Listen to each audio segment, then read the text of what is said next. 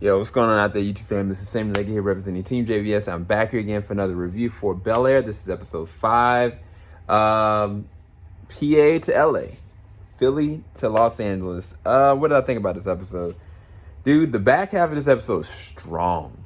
Like, honestly, from an acting standpoint, Jabari murdered it in this episode. But even deeper than that, I think that the chemistry between I think his name is Stevante Hart, that plays the role of Trey, and Jabari, of course, that plays the role of Will. They got some great chemistry, man. Like, it's crazy because Don Cheadle played the role of Trey back in the old days, right? And like, only thing I can remember Trey is like he just caused a whole bunch of problems. Like, he was just more of like a thug and a troublemaker. And it's like, yeah, Trey caused a lot of problems in this episode, make no mistake. But he also presented some real life questions that legit, put Will on a very emotional path to the point that he had to compromise and at the same time understand why he's really there in Los Angeles. And it was really good. All the content between them and understanding and clarity was really good. The only thing that kind of, threw me was really dramatified, I think, was certain things that went on with Carlton, because I felt like they had a really good impasse in episode 4, and it just kind of dramatified it up just for no real reason. And it kind of takes Carlton as a character in a trajectory I don't know. You know what I'm saying?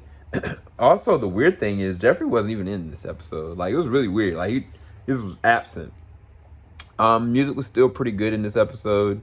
Uncle Phil's been put in a really, really bad spot.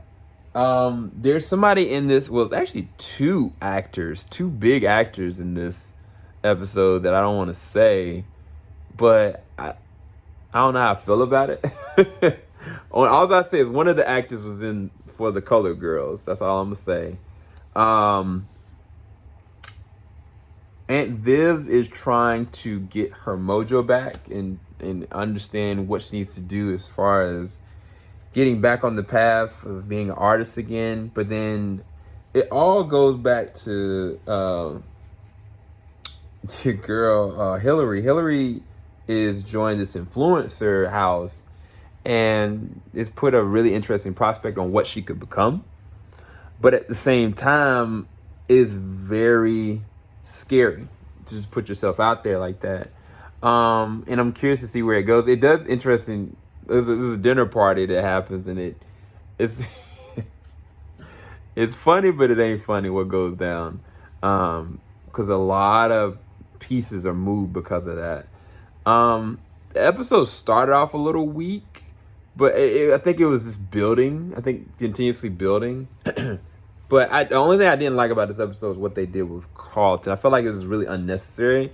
But I think it does pose a really good question in terms of the relationship between Carlton and his dad.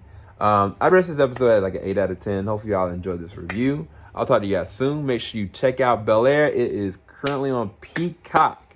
Now, I think the first episode at this point is available for free. Maybe more episodes are unlocked for free. But the premium, I think you get the first 3 episodes and then maybe the 4th at this point while you're watching this.